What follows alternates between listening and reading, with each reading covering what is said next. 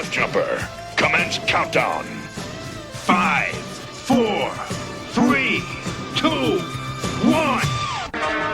The Transformers, more than meets the eye. The Transformers, more than meets the eye.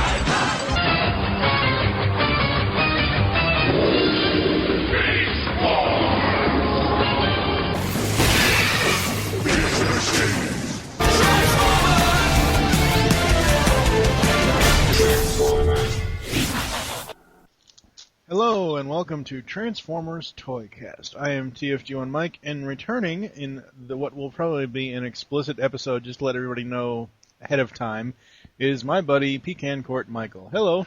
Oh, what you must think of me. Well, no, it's not that.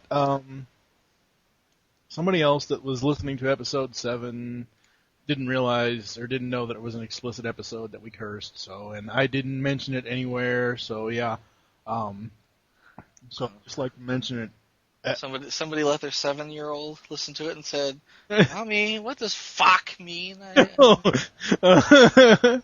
Anyway, I've never heard that word before, but anyway, but the bad man on the podcast said it.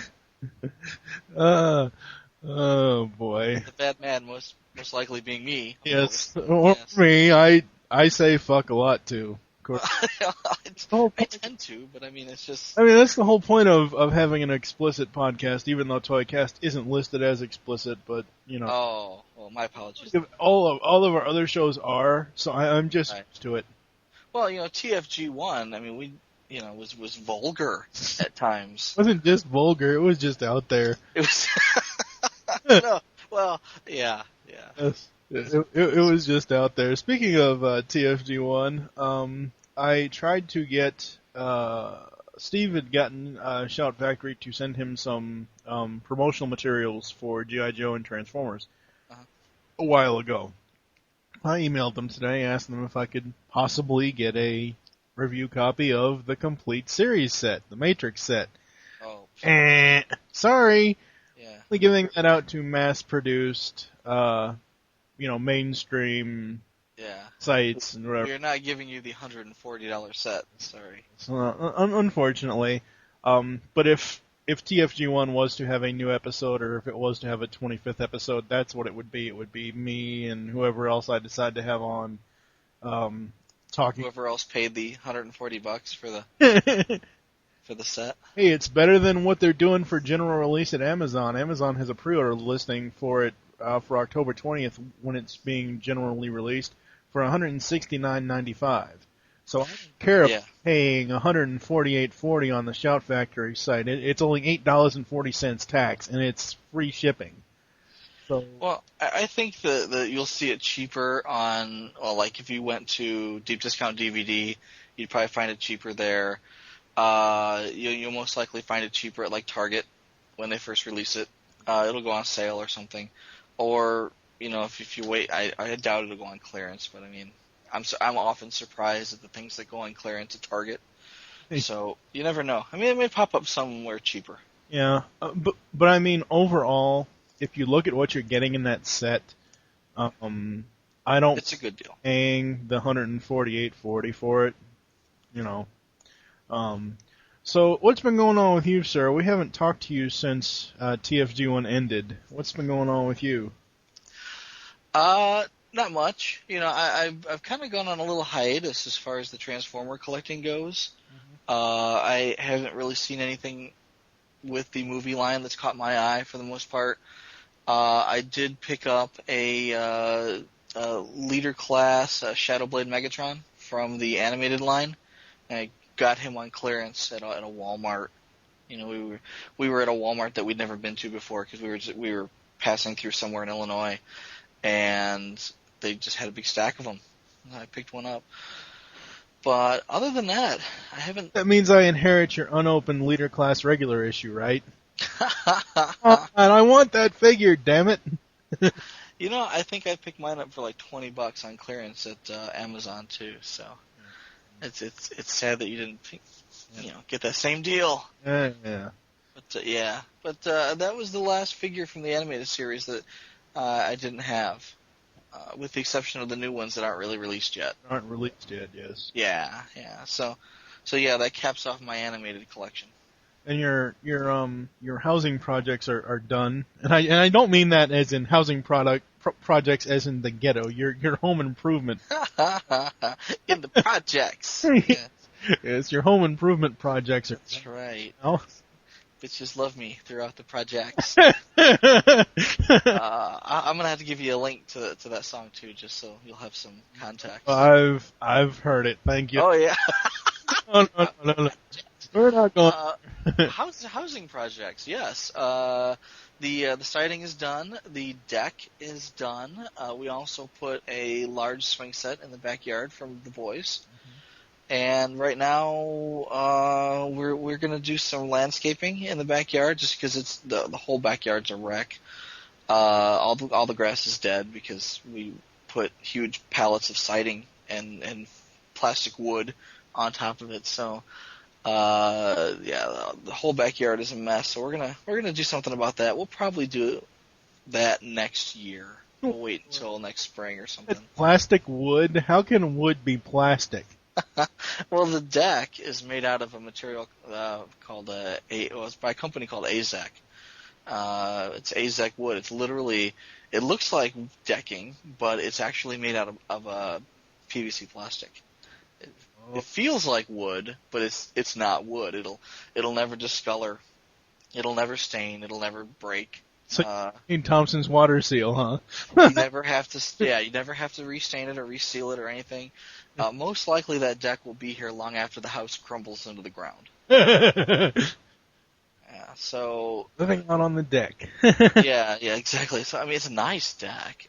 It turned out really nice. I got pictures of it on my website. Yeah, and then we had the boys' birthday party out on the deck. Yep. Yeah, that was nice. That turned out nice. Yeah, that deck effectively eliminates 2/3 of your backyard. You know that, right? Only 1/3. And then the swing set eliminates another third. We're gonna put a border around the swing set and then fill all of it in with that recycled tire shredded rubber. So the kids won't fall off the slide or something and hurt themselves. Yeah. That type of thing. That's all I need is for the neighbor kids to come over and chip a tooth on my lawn or something. And it's like, hey, I got 20 foot by 20 foot of shredded rubber tire there. There's no way they can hurt themselves. You know what you do? You have them sign a waiver. If your kids get hurt in my yard, it ain't my fault. That's right. It's like the pit traps back there and the ropes that drag them up 20 feet up in the air. That's the waiver covers it all. So. Yeah, the alligator pit that we installed 2 years ago. That's right. The acid bath, that's covered. Don't even think you're going to sue me for that because you signed the waiver, my friend. This is episode 12.5. I don't know if I've said it yet, but I want episode 13 to be like, 13's always this weird, spooky number, whatever. It's supposed to be unlucky and everything else.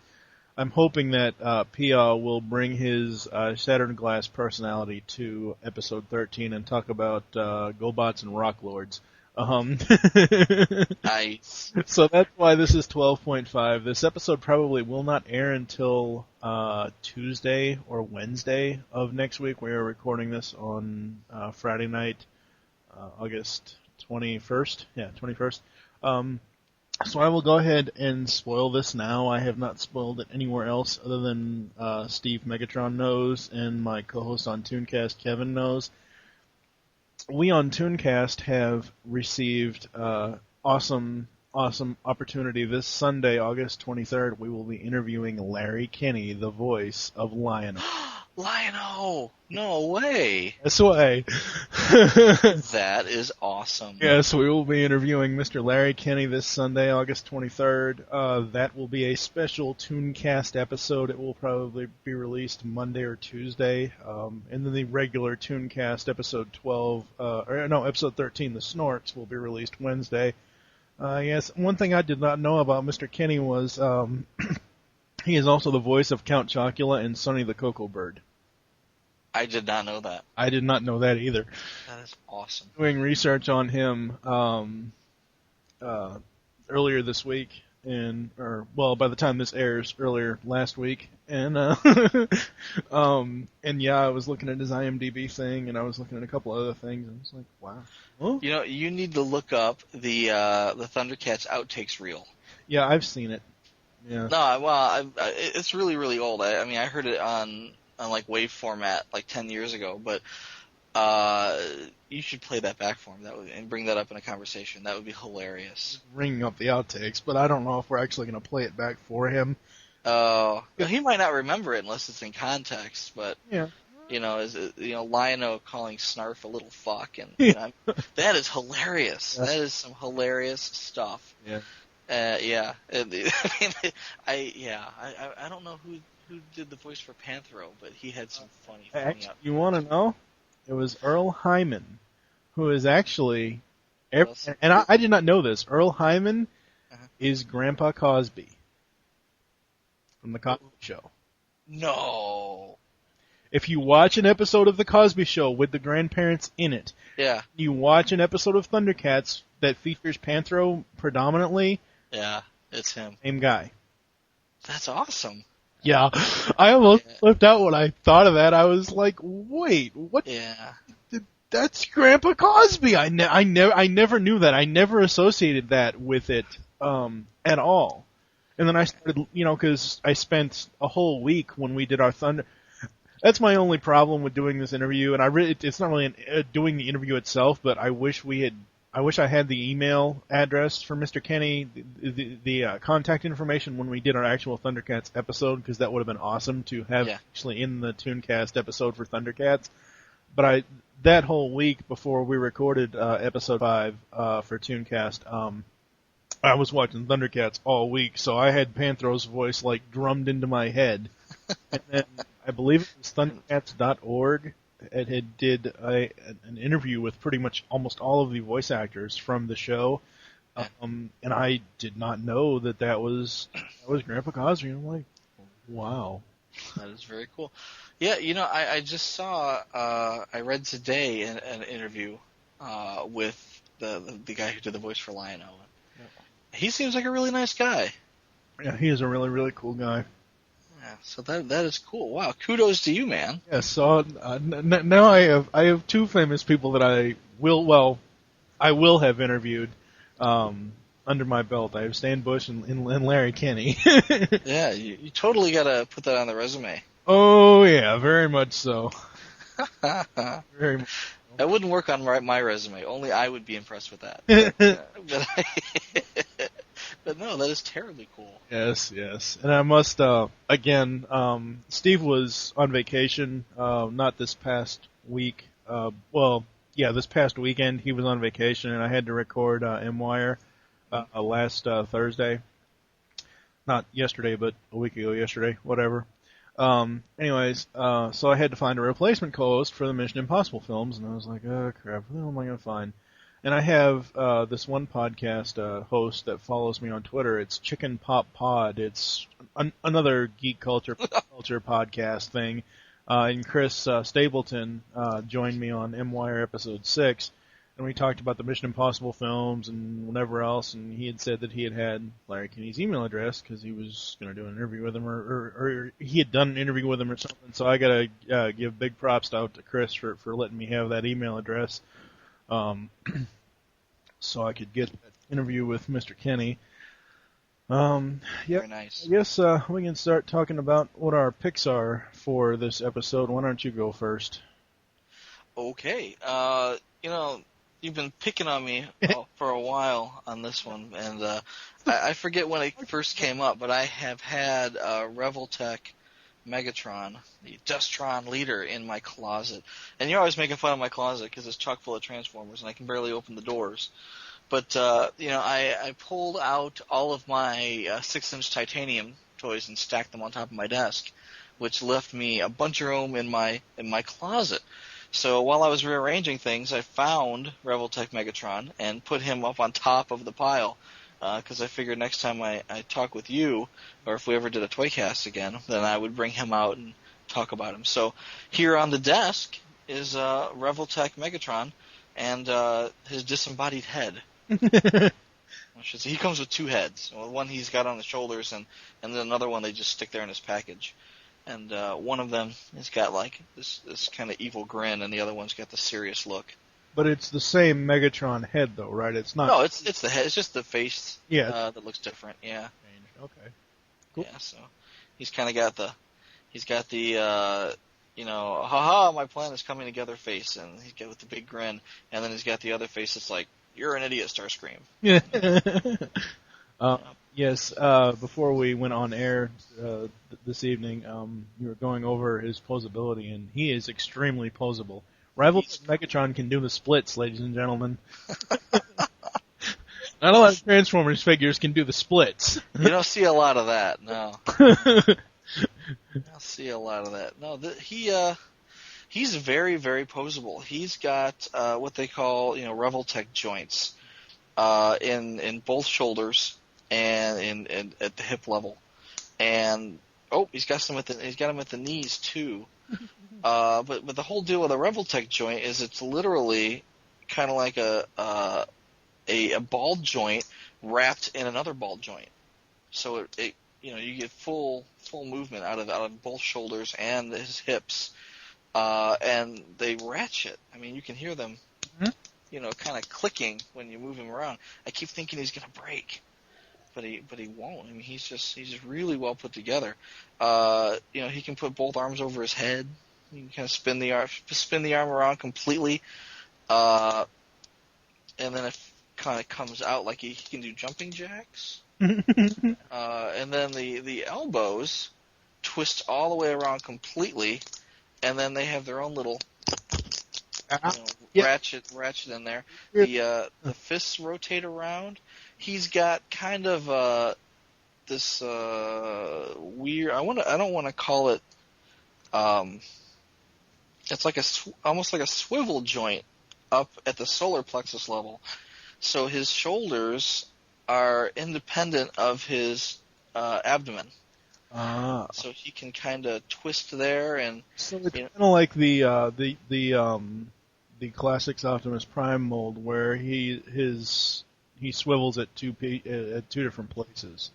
I would say to that, but I mean, this isn't a swivel as much as it is. I mean, he can twist and kind of pivot. So almost like, I want to say like the G.I. Joe figures that are separate from the chest and the abdomen, where they can swivel and pivot. And then, like I said, his hips have the Revoltech joints, so he can completely move these around. And then the knees have another Revoltech joint. They can't really swivel, 360 degrees around like the shoulders and the hips can, because they've the way his knees are made. They're kind of so the entire bottom half of his leg looks like it's molded after a gun handle, right? So the top of that, where the knee is, kind of gets in the way of moving. But I mean, he can still bend. He can twist back and forth, probably about 30 degrees in either direction. And then his feet ratchet back and forth, so he can stand up on his tippy toes if he wanted to. And then they twist in and out. So if you wanted to like spread his legs apart and then the only I can think of is twist and shout. Shout. He says, "Do the twist, do the twist." He's gonna sing. James Brown. Wow, rock me now. Wow. Wow, that's right. Hot tub. Meat. And this is cool too. His neck. Mm-hmm. Now his neck is weird in that, not only can he turn his head side to side, but his neck is kind of got a ratcheting joint that lets him look down, and then on top of that is a ball joint that kind of lets him move his head side to side and then kind of up and down a little bit. So, I mean, his neck is literally double jointed. Cool. It's really, really neat. And he's very, I want to say cartoon accurate in the sense that he's got the gun barrel on his back, but he's also got the fusion cannon on his arm. Now, the fusion cannon, I've seen images of him with it. Would you say it's not really to scale to the cartoon, but would you say it's how cartoon accurate is the Rivaltech Fusion Cannon? If I would say fairly. Okay. It's not bad. I mean, basically, it's kind of like the back of the cannon kind of looks like the scope, like it's supposed to, and then the front of the cannon kind of tapers off a little bit. It looks more like a Galvatron cannon. Ooh. Type of thing. Well, it's kind of fat and then tapers off. It's still black. It's not orange. Well, yeah. It's not anything like that, but it doesn't come off. It's stuck on his arm. Yes. But that's cool. So he can do all sorts of neat poses. The problem is I'm not very good at doing neat poses. I can kind of make him crouch or run or something. The other thing that I want to point out for him is he's very Pat Lee. He screams Dreamwave Megatron. Almost to the point where he's got too much detailing on him. It's like there's a lot of detail, like lines here and there, and they're not really brought out with like a dark wash or anything, but they're definitely there. And it looks like Pat Lee tried to overdraw him. Yeah. Or something, yes, I guess. And I don't own the Revoltech Optimus Prime, but I know that he suffers from the same thing. He's very Pat Lee. I mean, the Pat Lee designs, you love him or you hate him. Yeah. At the time I loved them because, it was the only, it had been 20 years since anyone had done a Transformers comic, so it was like, wow, this is awesome. This is the most awesome thing ever. Now everyone's doing it. IDW's got like 30 Transformers lines out, and and they're using the better artists. I prefer Don's artwork to Pat Lee. Yeah, I recently, I know this is a little side note away from Revoltech Megatron, but I recently got the animated movie trade paperback, or novel, whatever the hell you want to call it. Yeah. Not Who did the art for that? I think Don did, but I'm not sure. I thought it was Don. Yeah. I think it was him. I'm not too thrilled with it. Really? I got it for like $13.71. Yeah. I'm not really like totally disappointed that I spent that $13.71, but it's not really how it's drawn or how it's shown, it's the lines. Because they've either added the stuff extra. Yeah. Either, like, okay. The hyper detailing. Well, no. Well, I guess, but like. It's not nearly as bad as it used to be in Dreamwave. Well, no. As far as. Okay. The way I look at a comic book, if you're going to adapt anything into comic book form, you should take, if you can get your hands on it, obviously, a copy of the script of, say, the movie. So you take the 1986 movie script, right. You should copy that word for word, not add in extra words like, oh my god, Optimus Prime, we're going to get killed right now, or, whatever, or... Oh, okay, so you're not saying it's the art that has bad lines, you're saying it's the writing that has bad lines. In the script for it that doesn't really get me. Yeah. The art... Well, that was Bud Budiansky, wasn't it? Yep. They brought him out of I want to say out of retirement, but out of Transformers retirement, let's say. I think he retired from comics. I don't know. I think they did. They brought him out to do to redo his Transformers run, but even though he had a long run as the editor / artist of the Transformers Marvel comic book, he didn't do anything with the movie. So the movie was all new to him. Yeah. But what I'm saying is, as far as, putting the words in the word balloons and copying to adapt it to the film, to the comic book from the film, I think it should be a true adaptation and not anything. Yeah. They took some creative liberty. Yeah. No creative liberty for you. That's right. It's like, you ruined my childhood, Bud. You bastard. You and Michael Bay just bending my childhood over like Starscream on a giant lightning beetle.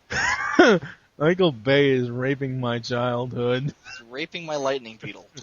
Get off my lightning beetle, Michael Bay. Oh my god. So back to Rivaltech Megatron. I know I can find this on eBay. And I'm sure I could find it on Big Bad Toy Store or something, similar to that type of site where you can buy Transformers toys. Would you recommend him for anyone that doesn't have him? That's a good question. I'm actually, as I type in Revoltech Megatron into eBay here to see if he pops up. But you can have him for $20. 20, 24, 21. Some guy here's got one for 10. But he's not buy it now. Yeah, you can get him fairly cheap. I think it really depends on. Depends on if you're a Megatron fan. Well, if you're a Megatron fan, if you're a fan of Transformers that don't actually transform. Yeah. I picked him up in a deal. I traded in a bunch of Micromasters from like 1987, 1988 Micromasters at a dealer booth at BotCon. Not this year's, but the last year's that I went to.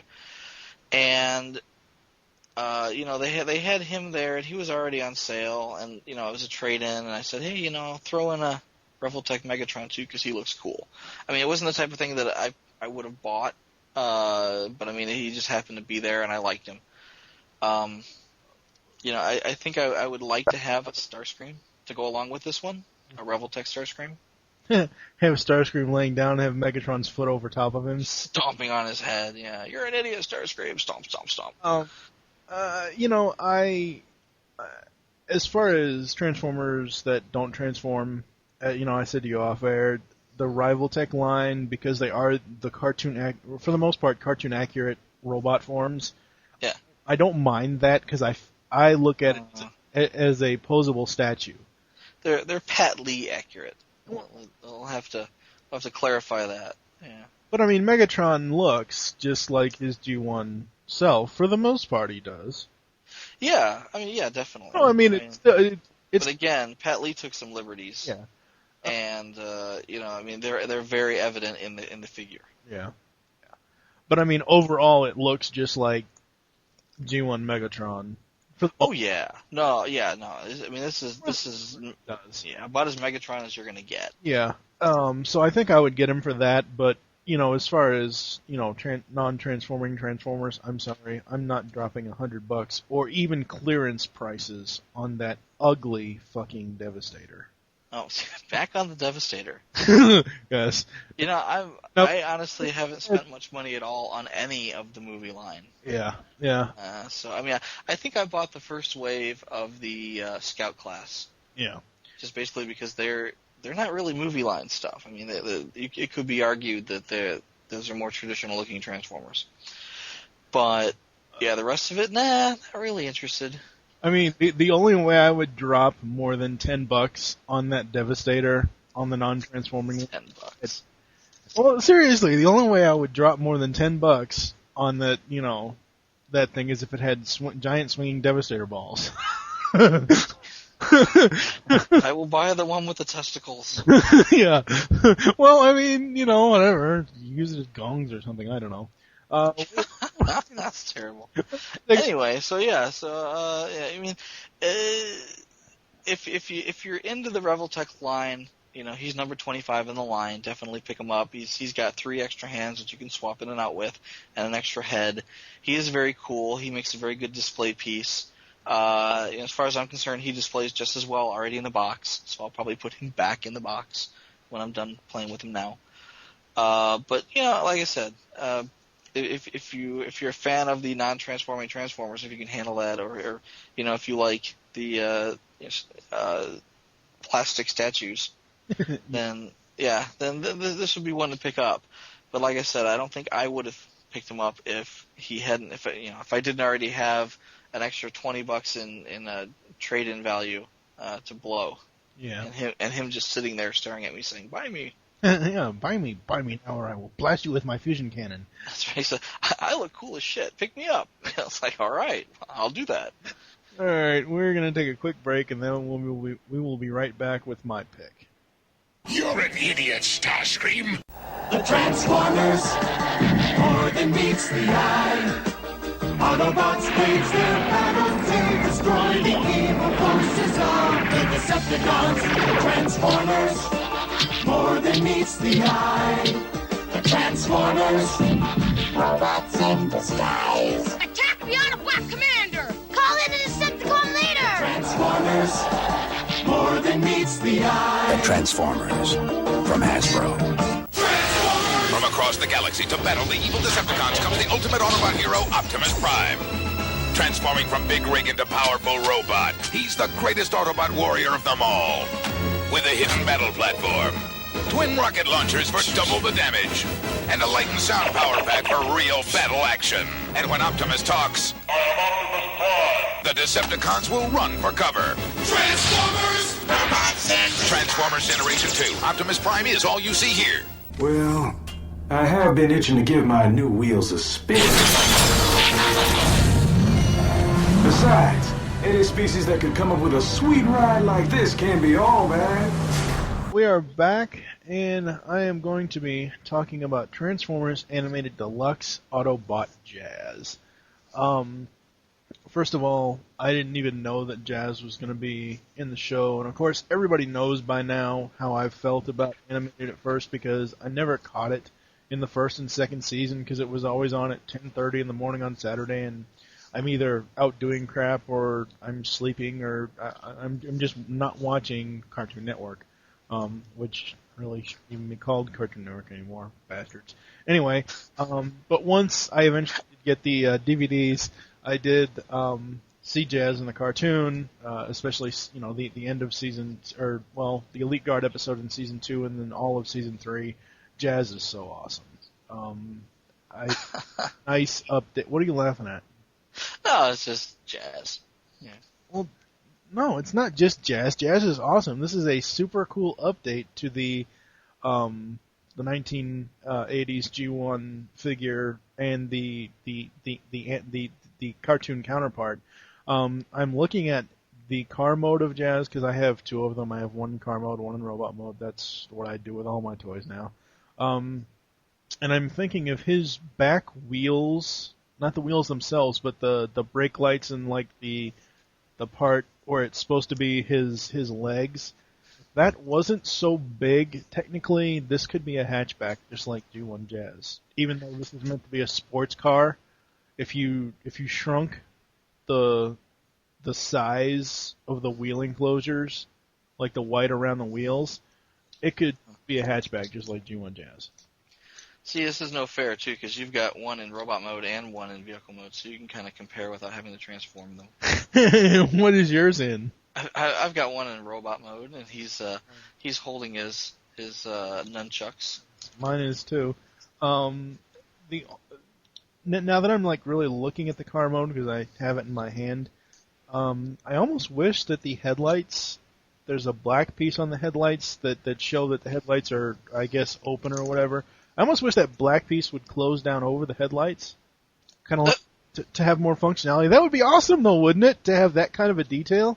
I don't know. I mean, personally, I kind of like the way they look like this. Oh, no, I do, too. I mean, I don't yeah. have a problem with the way they look. I love the way they look, but I'm just saying, because I'm holding it right in my hand, and it's like 3 inches away from my face. I'm looking at this thing like, wow, that piece of black, if they had actually put more articulation into it, they could... So it would slide down? Yeah, slide down. It would be super cool. His colors, of course, everybody knows what his colors are. It's mainly white, red and blue stripe with the Autobot Elite Guard symbol. And I guess this is gray. I don't...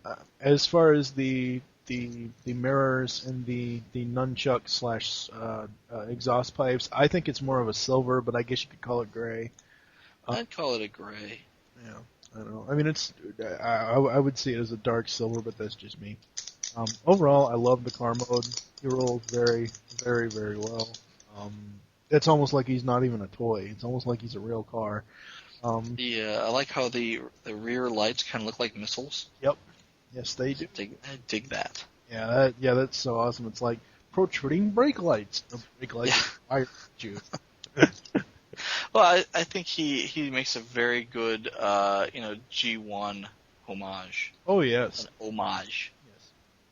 Very much so.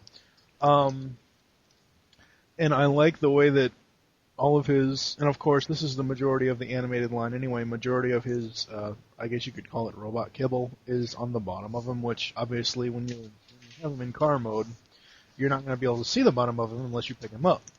So it's like, just just a car, which is really, really super, super cool. As far as his robot mode goes, he has no arm articulation. What? At the upper joint, but Okay. not his elbow, but his shoulder part.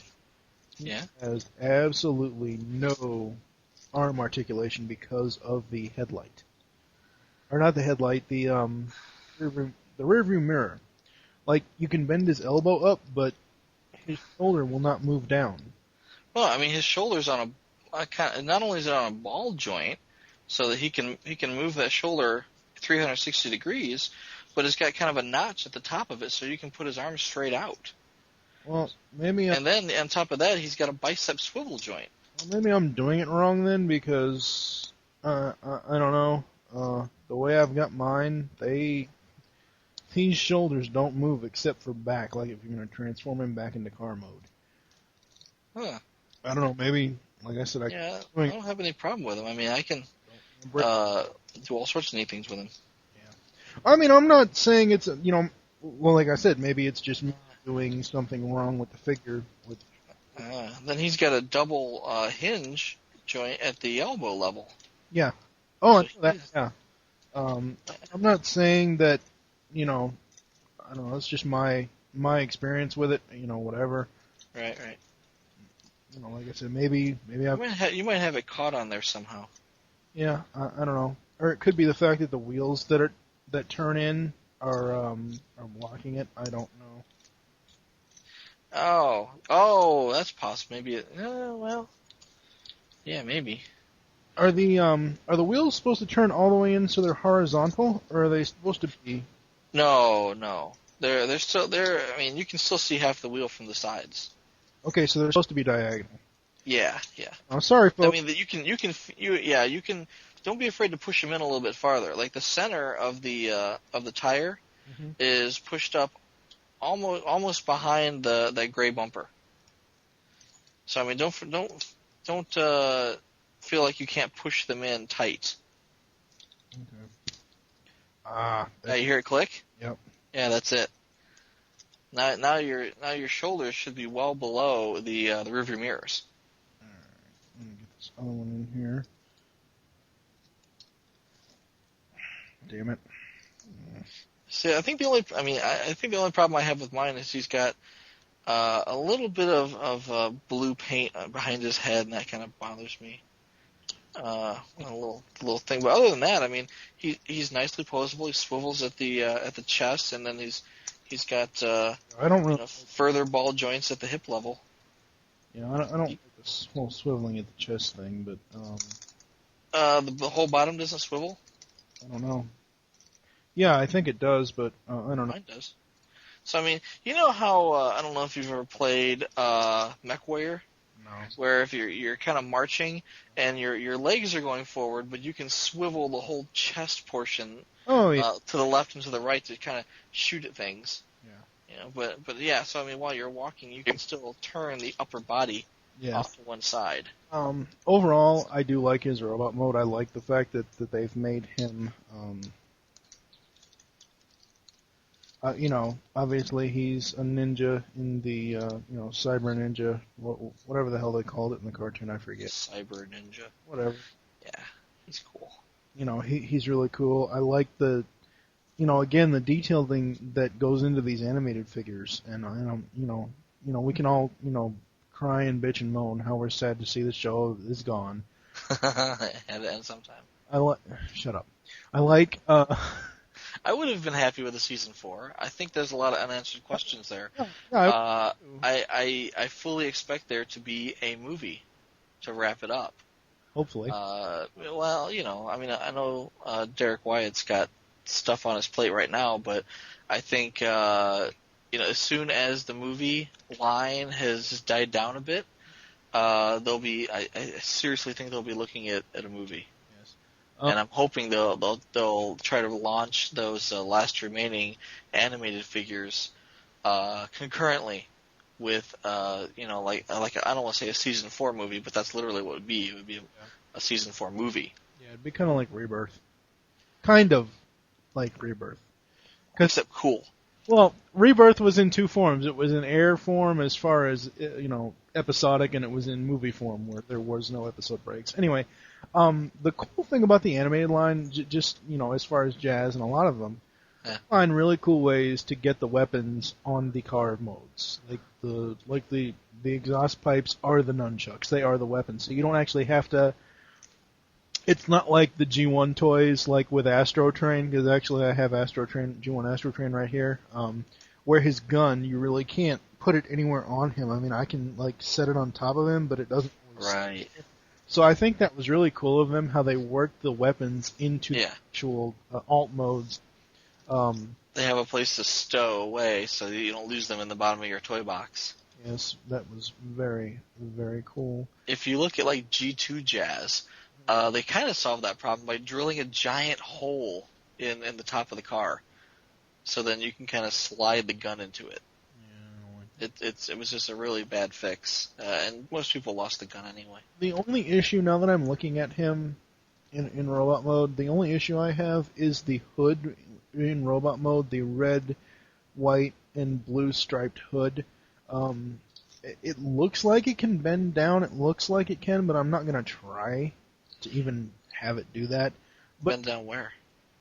You know how I don't know, it's on the back. It looks like it can bend in half. I don't know, whatever. I'm not going to do it, but I mean it bends back a little bit to have his blue light piping show, but it folds back a little bit. Yeah. The windshield and the hood kind of snap together there like they're supposed to, and you can push the whole thing back about half an inch. Oh, can you? So the light piping, but I think, the light piping does work. Nice. Not on mine apparently, because I'm showing it right in front of a light, and it barely comes through. I've got Shattered Glass Rodimus right here, because Shattered Glass Rodimus is always sitting on my desk, and I can hold him up to the light, and his light piping comes through really, really clearly, but Jazz's just doesn't. But overall, I love this toy. I was actually super shocked. I had gone to Target one day. I was looking for a leader class Megatron, damn it. Yeah. Which, I will end up going up to northwestern Indiana or wherever the hell you live and end up stealing that from you at some point. Anyway, I was going up there to try to find leader class Megatron, and just by sheer coincidence, I looked at the bottom shelf, and there was one left of Leader Magnus. I start perusing the anime, and this is right before the line kind of died in stores, really. I started perusing the shelf, and, once I see one now, as far as the anime line goes, once I see one of one figure, I have to try to find a second one. I was so super lucky. I found two Jazzes on the same shelf, one right behind another. The last two. Yeah, pretty much. It was the last two that they had. The last two in the area. Yes. No, I don't know if it was the last two in the area. This is the last two that Target store had. And, I was just really super glad that I got him. He's an awesome figure. He is part of my animated Elite Guard, which consists of him, Blur, Elite Guard Bumblebee, and Magnus. I do not associate that bastard Sentinel Prime. I was about to say, you don't have a Sentinel? No, I will never. If somebody ever gives me a Sentinel, I will end up lighting it on fire. Oh. Oh, Sentinel is evil. I don't like that toy. He's more of a midget than Soundwave is. He's a good character, though.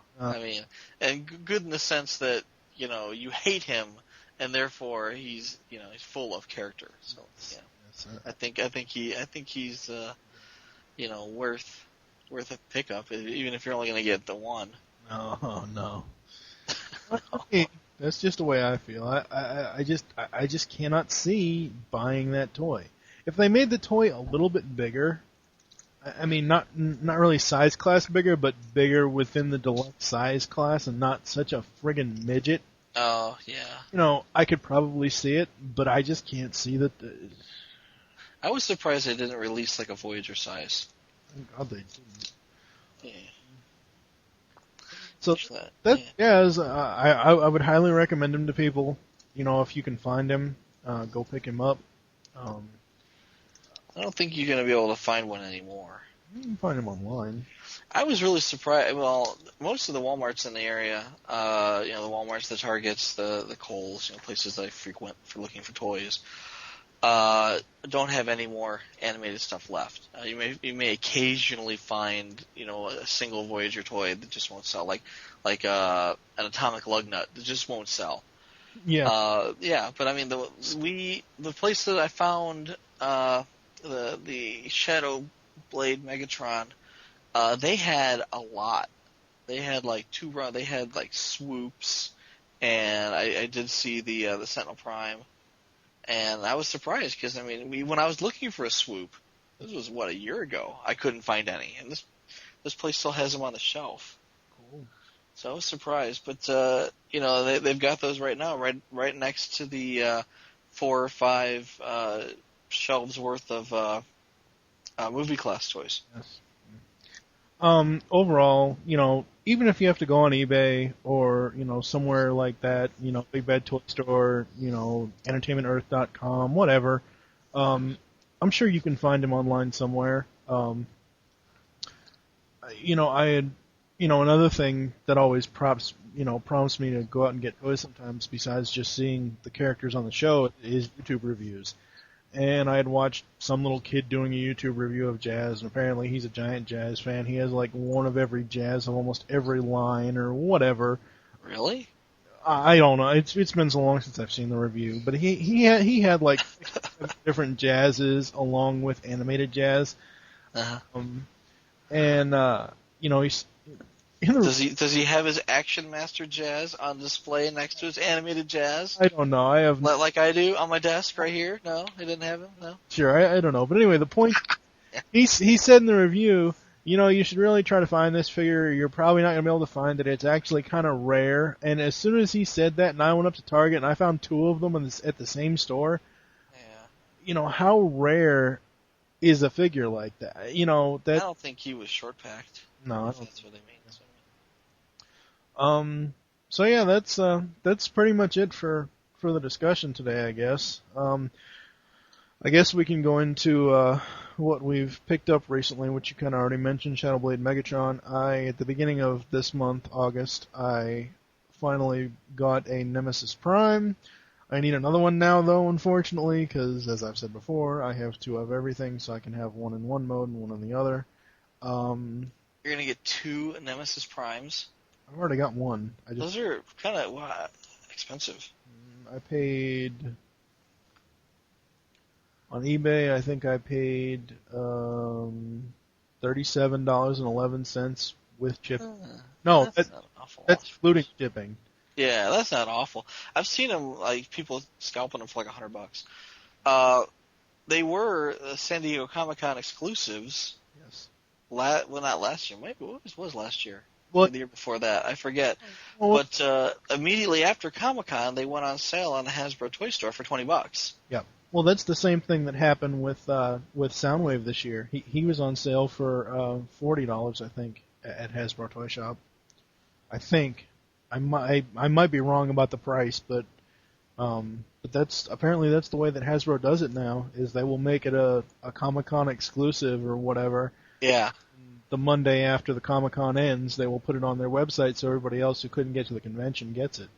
Right. Well, like Titanium Menasor, which is a repaint of the 6-inch Rodimus. Mm-hmm. He kind of looks like Shattered Glass Rodimus, actually. And what was the other one? I think, the other one was the Nemesis Prime. Those are both in the same year. And they went on sale for $20, and I was afraid they were going to run out. Yeah. If I'd have known they were going to sell them for $100 a year later, I would have bought a couple more. Yeah, I'm not too thrilled with Nemesis Prime as far as his colors. I think they could have done a better detailing job, kind of like they did a super awesome detailing job on the Shattered Glass mold for it. Yeah. But now my problem is I want Shadow Commander armor. Yeah. So that's the issue now, because I want to have him in Shadow Commander. Good luck. What do you mean, good luck? It's only $90 at BBTS. Ah, jeez, that's... Oh, okay. Yeah, it is much. I'm not going to say that it isn't much, but I mean, yeah. It's not like $200-300. Yeah. Well, I mean, they were selling the regular City Commander armor for like $200, and I thought that's ridiculous. Yeah. That's crazy. I mean, I understand that it's limited stuff and it's not mass produced, but still, I mean, honestly, $200 for that. No. I was tempted to pick up one for $80, seeing as though that they're rare and they're gonna go up in value. And not so much go up in value like, oh, I have to have one so that it'll be worth more later, but just the fact that if I don't buy one now, I'm gonna have to pay $200 for it later when I buy one. Yeah. I'm just not that interested. Oh yeah, no, I understand. We've already said this about in other ToyCasts, I believe, but they recently released a resin image of the Classics Rodimus trailer from Fans Project. Yeah. And it's okay. I'd much rather see a color photo, because I'm sorry, a white resin picture against the Classics Rodimus red, it doesn't look that great, but I'm sure once it's done and they show us a finalized image, it's going to look awesome. Yeah, the vehicle mode doesn't really impress me all that much.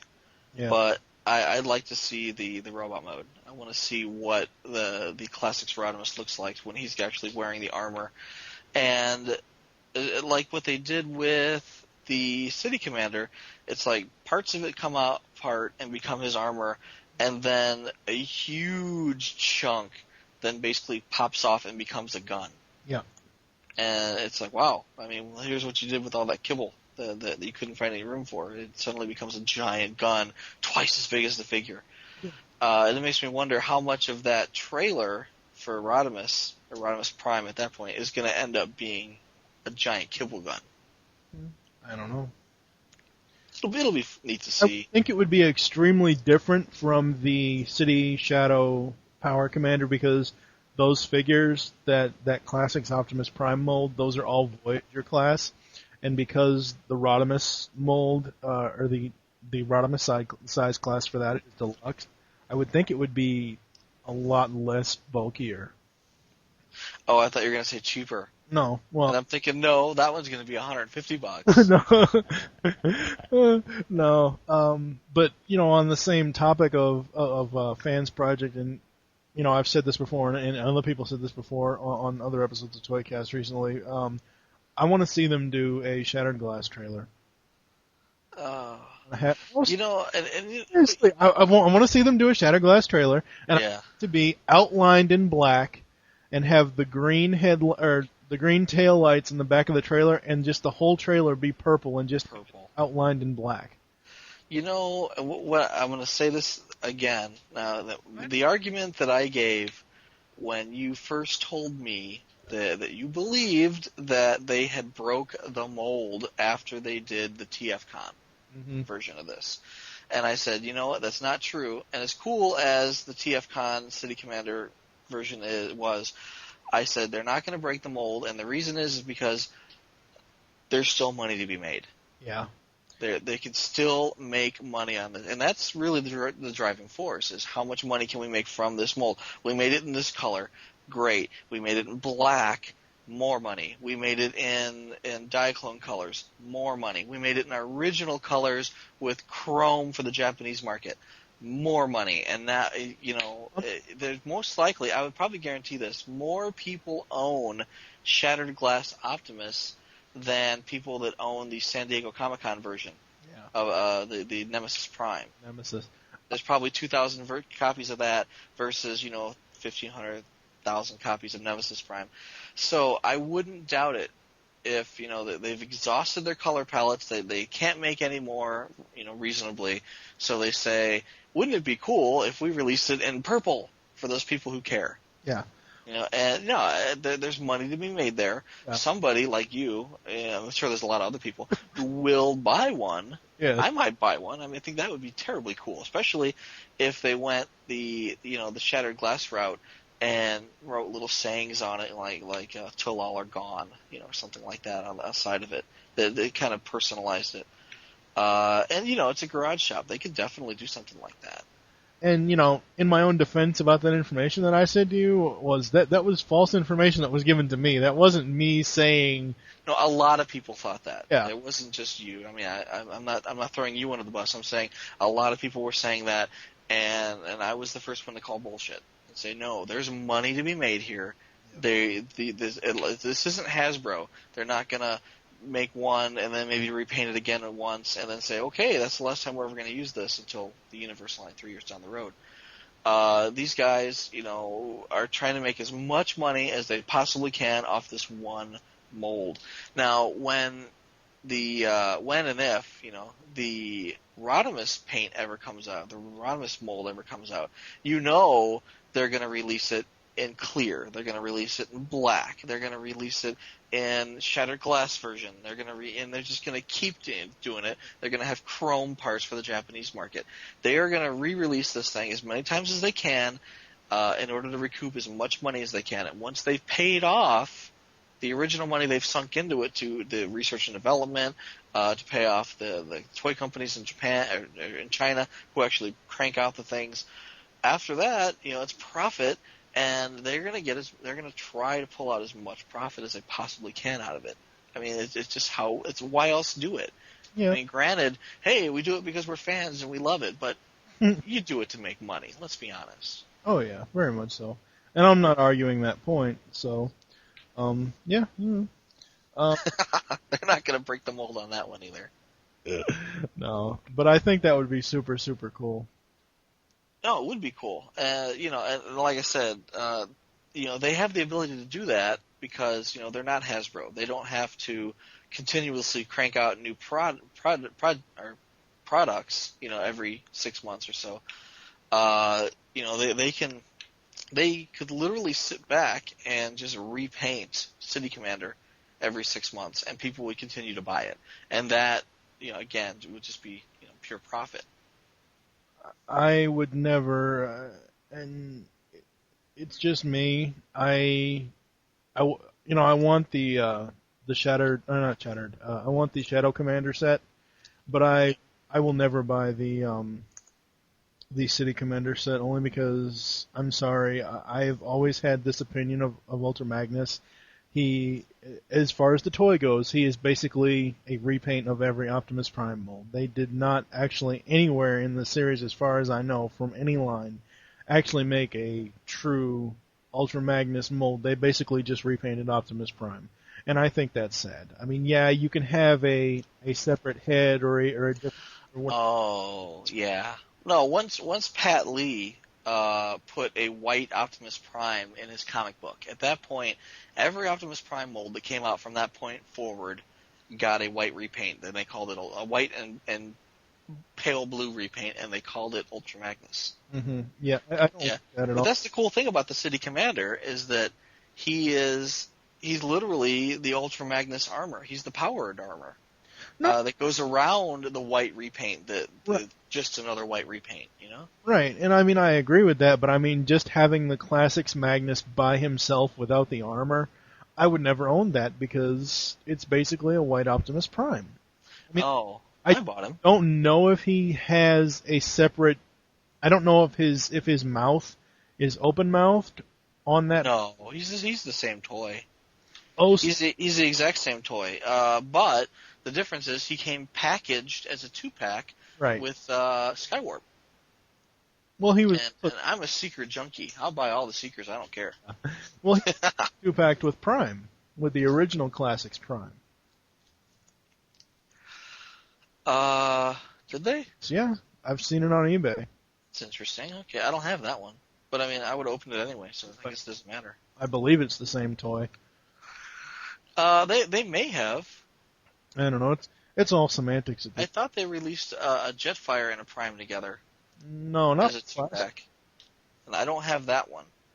But I do know that they released Ultra Magnus as it was a white Prime repaint with Skywarp, which was the Starscream repaint as a 2-pack, and I bought that one just because I really like the Seekers, and as much as you would knock them, I do like the white Prime repaints. I think they're cool.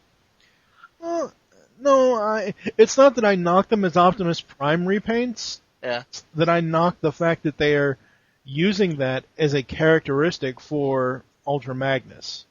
That's what I'm knocking. See, I would like more, like the robots in disguise, the giant fire truck Optimus. I'd like to see that in white and blue.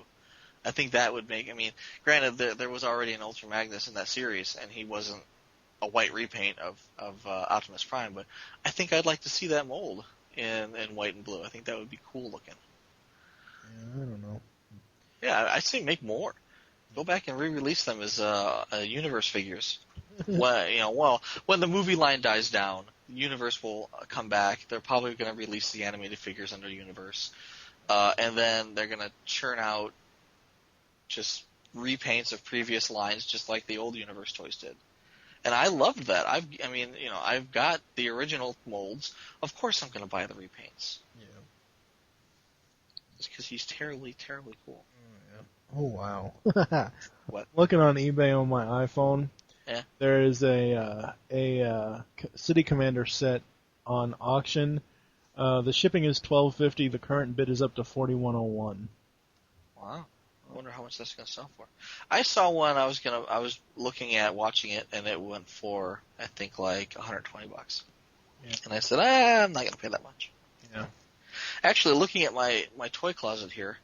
Or my toy shelves. Another Ultra Magnus repaint that I really, really dig is Armada Overload. They repainted him, I think, for the Energon line in blue and white, and he looks really cool. And granted, he's not a Prime repaint, but the Overload. When they first released Overload, they only showed the silhouette of him, and I said that is so Ultra Magnus, and it ended up being Overload. But when they re-released him as an Ultra Magnus repaint, and those are kind of rare. Those are harder to find. Yes. But no, I totally dig that repaint. So yeah. Any Seekers repaint them, I'll buy them. Ultra Magnus repaints, paint them, I'll buy them. If I would have had the funds, I would have bought the Japanese 20th Anniversary Prime or Masterpiece Prime repaint. Have you seen Masterpiece Ultra Magnus for the info for Mini Masterpiece Optimus Prime? Oh, yeah. They basically cut... they haven't taken any articulation or anything away from the original Masterpiece. Right. They've basically... I think they've cut him down to a Voyager or a Deluxe class size. Yeah, he's about 3/4 of the size. But he's not going to have any metal parts in him. He's going to be very small and very plastic. And I've seen color schemes for him. Oh, yeah, of course. Well, again, this is a garage company, and, they're doing the research and the development and the building all on their own dime, and they're going to release this thing in as many colors as they possibly can, because colors are cheap to do. Once you've got the actual R&D done and the research and development, you've got a toy that you can transform in your hands made of plastic. Your final prototype is done, and you say, hey, I want to build 2,000 of these in this color, and then if all those sell out, we're going to build 2,000 more in another color, and when those sell out, it's 2,000 more in another color, and at that point, we're just paying reproduction costs. Oh yeah, the actual mold is already built. The tool and dies are already done. We're just paying for plastic at that point, which is cheap, especially if you buy in bulk. If you're going to make a lot of them. Oh yeah, and going back to a lot of the toys now, like classics and Shattered Glass and BotCon in general and Transformers Animated in general. I like the fact that they are no longer doing stickers. Yeah, all the detail is right there on the toy right nowadays. Yeah, like Jazz has his Autobot Elite Guard symbol painted right on him. It's typograph, yeah. Well, whatever, paint, typograph, or whatever. But yeah, the details are there. I mean, yeah. The details are there, whereas you don't have to worry about stickers, whereas, as I said before, I've got G1 Astrotrain right here, and, there's stickers all over this figure. Yeah. No, the G1 toys had no... they had a little bit of detail, but for the most part, there was no detail on them. Everything was a sticker. Yeah. And they made all the almost all the body surfaces were flat, so that you could apply a sticker to it. Now, I have a question for you, since this came up on the PecanCtEmpire.com/CafeSpark forums today. Sure. One of our readers and listeners, Tater X, believes that G1 Astro Train is a brick like every other G1 toy. Would you say G1 Astro Train is a brick? G1 Astro Train.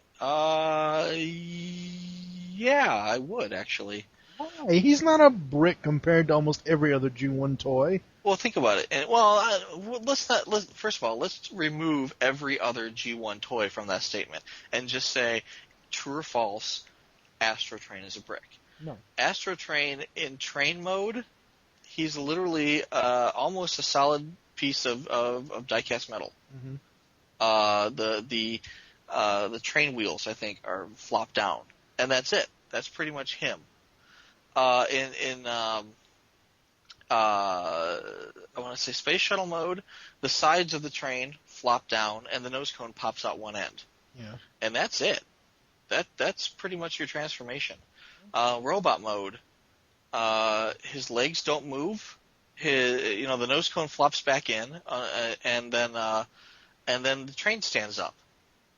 His arms pull forward, and you can put guns on his hands, and that's about it. That's all you get for posability out of Astro Train. It's cool that he has 3 modes, but there's not a whole lot you can do with it. I mean, granted, he's a space shuttle. You can fly him through the air, and he's a train, and you can do choo-choo noises, and everybody likes trains. But honestly, there's a lot of play value there. There's not a lot of articulation. And again, what person in the 80s got Transformers toys as a kid? Articulation, for Christ's sake. I mean, I understand we're looking at them now as quote-unquote collectors and everything, but I still maintain that he is a less brick than every other G1 toy. I don't like to get into the every other G1 toy argument. No, I know. I'm looking at him right now. I got him in my hand. He's literally got a giant rocket booster backpack that folds down. Yeah. And his arms fold out. And if you count the shield here that splays the tail fin that splits open into a kind of a chest shield, if you count that as a joint, he's got 3 joints. It's not even a ball joint. It's just like a little stick that could easily snap right off that holds his shoulder in place. And that's it. He's got a gun that fits into the little hole in his hand. And other than that, that's all. His legs, he has no legs. He's barely got feet. There's really not a whole lot this figure can do. No, I know, but he can stand there. He is a brick. And not only that, he's mostly die-cast metal, except for like his space shuttle wings. Yeah. He's a big metal brick. And when you fold him into train mode, he's literally just a big chunk of black metal. And that's all he does. He's cool. He'll always stand out as one of my favorite toys. But one of my favorite triple changers, definitely. But no, I agree. He's a brick. I'm not going to say, just like every other G1 toy, because there's a lot of G1 toys that are not bricks. They have posability. They might not have as much, personality or as much play value as Astro Train. But you can move their arms and legs. Yeah, but my main argument with him, the only issue I really have, and I've already talked about him. I talked about him way back in episode 1 of ToyCast.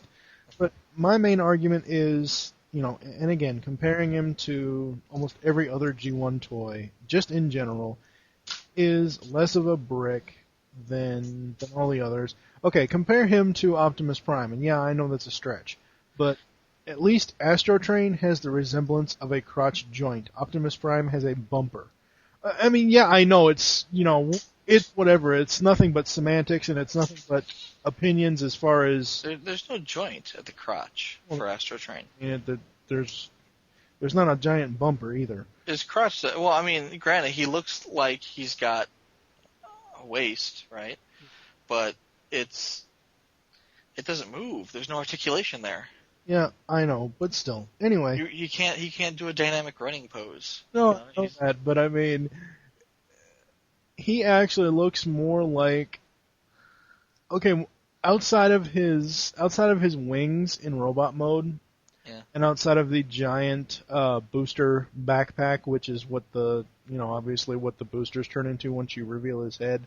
Right. Outside of those two things, as far as his robot mode, and outside of the wing thing, which I absolutely hate that, the wing shield, outside of those three things, he looks more like an actual robot that turned out of a train in a plane than almost anything else that I've seen does. Okay.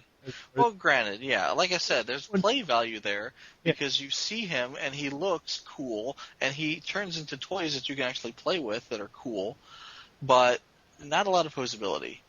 But whereas, if you take a look, this is why I don't like to say every other G1 toy. Look at the Dinobots as a group. Lots of posability there compared to the rest of the G1. I mean, you look at 1984 and 1985 toys. Grimlock, Sludge, their legs move, they have knee joints, they have shoulder joints, swivel joints at the shoulders. You can put them in poses. Yeah. And yet they turn into dinosaurs. And who doesn't want to play with a dinosaur? I mean, they're just very cool toys. But I mean, are they cooler than Astro Train? Well, maybe. Would I rather play with a Swoop versus an Astro Train? Probably not. I'd probably pick the Astro Train. Yeah. Despite the fact that Swoop has leg joints and things like and missiles. But yeah, I still like Astro Train. A lot of the cars are bricks. I mean, you look at Hound. Yeah. Hound has no articulation, barely whatsoever. His arms are almost non-existent. Yes. But he's still got his personality. He was in the cartoon, and you may watch the cartoon and say, "Wow, Hound's really cool. I wouldn't mind having a Hound," and you don't mind so much that he's just a brick. Yeah. But yeah, he's a brick. a lot of the G1 toys were. Right. But you can't say every other one. I mean, yeah, if you compare G1 to G2 toys had a lot more, especially like the Cyber Jets and those. I mean, they had not the G1 repaints so much, but the G2 only toys, the Cyber Jets and some of the other ones where they've actually got elbows, ball jointed elbows, ball jointed knees, ball jointed shoulders, and you can do a lot of posing with them. Yeah. All right. Well, I guess Tater. You and Michael. It's like 2 against 1 against me as far as Astro being a brick. I still say he's not, and nobody's going to tell me different. I really don't care. Whatever. He's got 2 joints. I know, but still, it's just anyway. Opinions are opinions. It doesn't really matter. Whatever. Well, I mean, you look at TFG1 He's got 13 joints, and most of them are double ball joints and just ridiculous amounts of posability. Versus that's a Rivaltech toy versus a old G1 die-cast metal brick who's literally got 2 shoulder joints. Anyways, not a lot to go on there. Awesome toy. I totally back you up on that, but he's a brick. He's still a brick. I mean, and honestly, that's better than some of the cars. I mean, as much as I like Jazz, and I do have every incarnation of Jazz that's ever been released, except for maybe Cookie Crisp Jazz. There was what? Cookie Crisp Jazz? Crisp Jazz. There was a Jazz that was a mail order from, I believe it was Cookie Crisp cereal in 1984-85, and if you mailed in certain box tops or something, you got a Jazz. And I'm not sure if there was even anything special about him. I think he was just a regular old Jazz. But because he was a mail order special, he was considered Cookie Crisp Jazz. Oh. I may be wrong. It might be a different cereal, but I think it's Cookie Crisp. Yes. Well, anyway, so what it comes down to is Jazz, you can move his arms, and he other than that, the only other possibility he has comes from his transformation. And, God forbid the hood snaps off from the back of his neck or the feet should separate from the bottom, because the whole thing there's just is really one haphazard joint in the hatchback, and then the legs are supposed to elongate, but like with my prowl, sometimes that little latch that hooks in with the legs gets loose, and your Jazz suddenly shrinks about an inch, because he doesn't stretch out anymore. So yeah, I mean, that's between his legs. Oh my God, that's so wrong. What? I know what you're going for, but that's so wrong. But that he shrinks because he has a latch in his legs that doesn't catch all the time. Yeah, I don't know, just the way... I didn't say anything about the giant swinging cyber penis or whatever. God. Directly below Jazz's testicles. God. They swing across the Tower of Giza or something. I think we're going to bring this one to a close. Thank you for joining us here on Transformers ToyCast. There are several ways to get in contact with us or leave feedback for the show. The first is you can visit www.geekcastradio.com and find all the other GCRN podcasts there. The second is you can stop by PecanCtMichael.com/CafeSpark and get all your GCRN/Transformers discussion topics there. The third is you can leave the show feedback in iTunes, and we have gotten some reviews in iTunes. I don't actually have them pulled up on the iPhone right now, but we've gotten 3 reviews for ToyCast, and it's been pretty positive so far, so please... Good ones? Yes, good ones. Actually, I'm sorry to interrupt, but as far as reviews for TFG1, what have you got there? We'll only have 4 for that, I believe. Good ones? 3 good ones, 1 bad one. Interesting. And I already shredded this guy that left a review for TFG1 that left a bad review. He reviews stuff badly anyway. Oh. The Ed DeBevic of podcast reviews. Yeah, pretty much. But whatever. Let me just see if I can pull up the... Yeah, I was going to leave a positive review, but I thought that would be biased. No, well, before Steve and I came up with this whole idea of Geekcast Radio and stuff, I left a review on All Things Transformers, and he left a review on TFG1. That's before we started the whole, chip thing. And well, there's the bias right there. Well, yeah. Yeah, this was back on... I had started the pod... And I know this is kind of going astray besides the closing of ToyCast, but as far as TFG1, this guy wrote this on January 27th, 2009. So he wrote it like almost a month after I started the show, because I started it December 12th, 2008. Yeah. Of each episode and too much time worrying about the various mistakes, flubs, lapses in logic. That's the whole point of a review podcast, is to go over that stuff. But anyway... No, those original ones were really bad. No, I'm not... Believe me, I am not saying that... I am not saying that the first 9 episodes were comedy gold. I'm not saying that they were that at all. I fully admit that the first 9 episodes of the TFG1 podcast sucked balls. I'm not saying that they didn't. I'm just saying the whole point of a review podcast on any subject is to go in depth about it.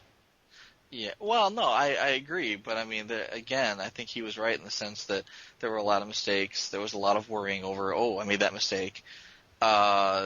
Whereas later on in the series, when you picked up co-hosts, it became less about the yawning and the burping and the, wait a minute, I completely miswrote this and this, and it was more about honest discussion about the episodes.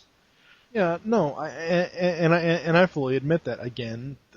When I do write a review, I'm going to bring that up and say, look, you can listen to these in the sense that, hey, they're nice, and I'm watching the show for the first time, and it's interesting to get this person's perspective. But as far as pure entertainment value goes, the later episodes are better. I'm not saying just the ones that I'm in. I'm saying, if it's just you and Steve, they're still good. I'm not denying that at all. I fully admit those first 9 episodes sucked balls. They just did. But on the flip side of that... As long as nobody else says that it's have okay. To understand, I don't care if they say it or not. If that's their opinion, fuck them. I don't care. I'm already done with it. It doesn't really matter. But yeah. What I'm saying is that being, I've never done podcasting before, and the way I view podcasting is once we start recording, we're on air. It's just like if we were at a radio station. That's that's the way I view it. That's just my personal opinion. So, when I was like, whatever. I mean, That's what editing got tools better, I think, over the past, 6 months or whatever it is since I started that show. Absolutely. No, this was a learning experience for you, and you learned a lot, and you've grown a lot since then. Exactly. I totally agree. Yes. So anyway, long story short, leave us positive reviews in iTunes. Heck yeah. The fourth is you can visit earth-2.net forums and find our threads for the shows under the self-promotion section. And the fifth is the email address, which is tftoycast@gmail.com. You can also follow us on Twitter. The show name there is TFToycast. Mine is TFG1 Mike. And what is your Twitter? Oh, man. I haven't been on Twitter a lot lately, just a little bit, but I can be reached at PecanCtMichael, PecanCtMichael. MOUSE. Mickey Mouse. Yes, exactly. We hope you enjoyed this episode of Transformers ToyCast and wish that you will join us next time for whatever our theme is going to be. I have it usually when it comes to the episode titles, because I wanted to do episode titles with this show. It's whatever toys we talk about. I combine them into one name, like ours. The last show you were on was episode 7 was Hot Octorod, which combined G1 Hot Rod and G1 Octane. Nice. Yeah. For now, I am TFG1 Mike with Michael Wilson.